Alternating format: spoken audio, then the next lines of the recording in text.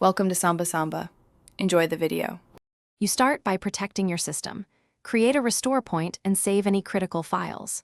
Once done, go to Settings, Update and Security, and open View Update History to find the KB number of the offending update. Make sure to pause Windows Update so no new updates install while you work, and disconnect extra drives to avoid accidental changes. Now that you have the KB identifier and a backup, you're ready to remove the update safely using the control panel or command line. You'll now remove the update.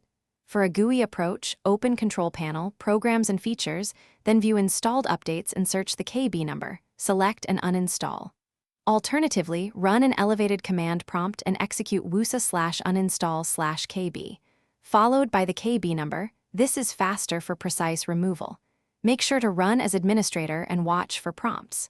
After the process completes, reboot the PC. Then verify in Update History and Device Manager that the problem update you finish by preventing automatic reinstallation. Pause updates in Settings or run Microsoft's WashoHide diagnostic tool to hide the specific KB. Make sure to install any vendor-supplied driver or hotfix that resolves the root issue and test system stability.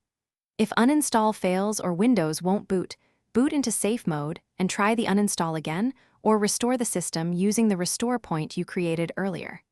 If that still fails, use System Restore to roll back to a known good snapshot. Thanks for watching. Consider subscribing if we helped you.